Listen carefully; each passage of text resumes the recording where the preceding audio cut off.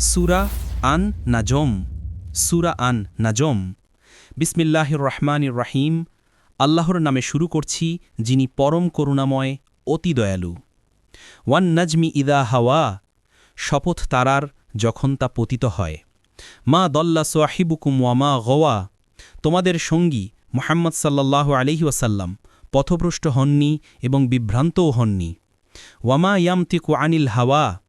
তিনি নিজের ইচ্ছায় কিছু বলেন না। ইন হুয়া ইল্লা ওয়াহয়ু ইউহা।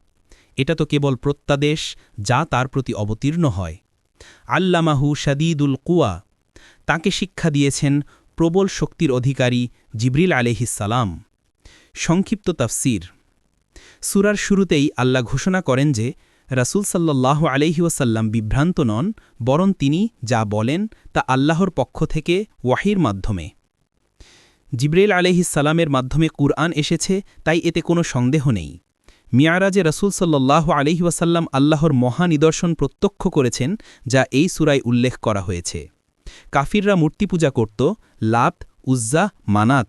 আল্লাহ তা প্রত্যাখ্যান করেন। প্রত্যেক মানুষ তার আমলের জন্য জবাবদিহি করবে। বিশেষ ঘটনা, মিয়ারাজের নিদর্শন।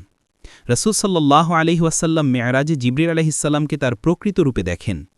৬০০ পাখা নিয়ে আকাশ ভরাট অবস্থায় জিবরিল আলাইহিসসালামকে দেখা ছিল তার জন্য বিরাট নিদর্শন। রাসূল সাল্লাল্লাহু আলাইহি ওয়াসাল্লাম সিদরাতুল মুনতাহায় পৌঁছে আল্লাহর মহা নিদর্শনসমূহ প্রত্যক্ষ করেন। এটি ছিল নবুব্বতের সত্যতার প্রমাণ, যা সূরা আন নাজমে স্পষ্টভাবে উল্লেখ করা হয়েছে। শিক্ষা। কুরআন ও রাসূলের দাওয়াত আল্লাহর ওয়াহী ভিত্তিক, মানুষের বানানো নয়। মূর্তিপূজা ও কুফরি ধ্বংসের পথ, সত্য হল আল্লাহর একত্বে বিশ্বাস। আখিরাতে প্রত্যেককে নিজের আমলের হিসাব দিতে হবে।